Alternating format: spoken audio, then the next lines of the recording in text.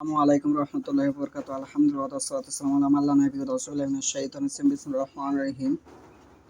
আন সাহাল আন্নাহু সুইলা আন যুরহিন নবী সাল্লাল্লাহু আলাইহি ওয়াসাল্লাম ইয়াওমা উহুদ ফাকালা যুরিহা ওয়াসহুন নবী সাল্লাল্লাহু আলাইহি ওয়াসাল্লাম ওয়া কুসিরাত রাবাইতুহু ওয়া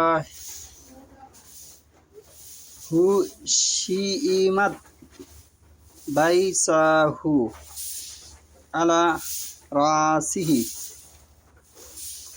ফাকাহানাত ফাতেমা আলাইহাস সালাম তাকসিদ দামা ওয়া আলী ইউমসিকু ফালাম্মা রাআত আন্না দামা লা ইয়াজিদু ইল্লা কাসরাতান আখাযাত হাসিরান ফাআহরাকাতহু হাত্তা সারা রামাদান সুম্মা আলসাকাতহু ফাস্তামসাকা দাম। আজকের বক্তব্যের বিষয় হলো আল্লাহ রাসূল সাল্লাল্লাহু আলাইহি ওয়াসাল্লাম কোন যুদ্ধে আহত হয়েছিলেন। বাপ কো বেটা, যেমন বাপ তেমন তার সন্তান। আমি যে হাদিসটা তেলাওয়াত করেছি সহিহ বুখারী 3 নম্বর খণ্ড, পর্ব হচ্ছে 56, অধ্যায় হচ্ছে 85, হাদিস নম্বর হচ্ছে 2911।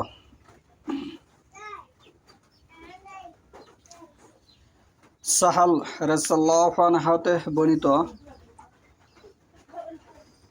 তাকে উহুদের দিনে আল্লাহ রাসূল সাল্লাল্লাহু আলাইহি ওয়াসাল্লামের আঘাত সম্পর্কে জিজ্ঞেস করা হলো। তিনি বললেন, নবী সাল্লাল্লাহু আলাইহি ওয়াসাল্লামের মুখমণ্ডল আহত হলো এবং তার সামনের দুটি দাঁত ভেঙে গেল।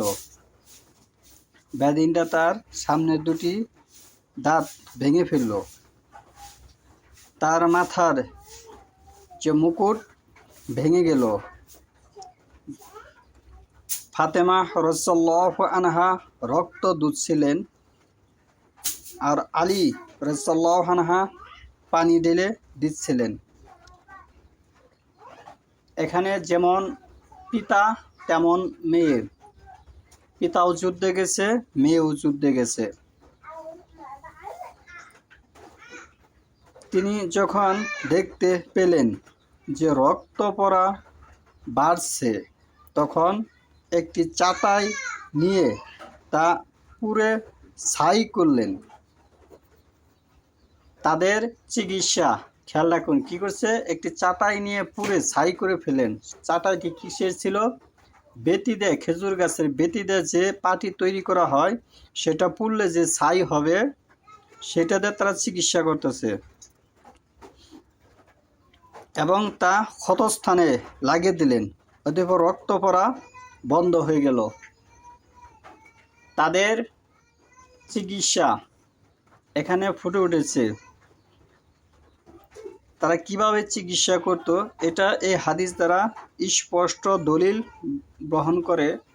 যদি আপনি খেজুর গাছের পাতা দিয়ে পাটি বানানো হয়, ওই পাটি যদি আপনি পুরো ছাই করেন, সেই ছাই যদি কোনো ক্ষতস্থানে লাগিয়ে দেন, তাহলে রক্ত বন্ধ হয়ে যাবে। এটি হচ্ছে তাদের চিকিৎসা।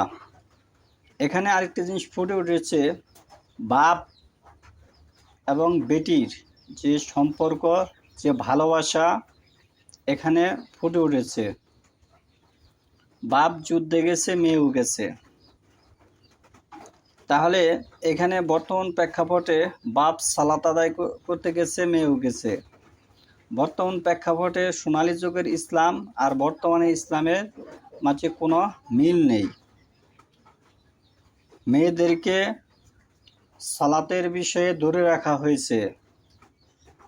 মেয়েদেরকে ইসলামের যে অন্য কার্যকলাপ আছে সেখান থেকে দূরে রাখা হয়েছে, যেটা সোনালী যুগের ইসলামের বিরুদ্ধে হচ্ছে বর্তমান প্রেক্ষাপটে। এবং আলী রাদিয়াল্লাহু আনহা তার জামাতা, সেও কিন্তু তার শ্বশুরের সাথে যুদ্ধে অংশগ্রহণ করেছে। আমরা তো বর্তমান প্রেক্ষাপটে অনেক লোক আছি যে যেখানে শ্বশুর যাবে সেখানে আমরা যাব কেন? বিষয়টা এরকম নয়। এই হাদিস স্পষ্ট দলিল প্রমাণ বহন করে যে নারীদেরকে ইসলামের বিষয়ে পূর্ণ অধিকার দিতে হবে ওহীর অনুযায়ী।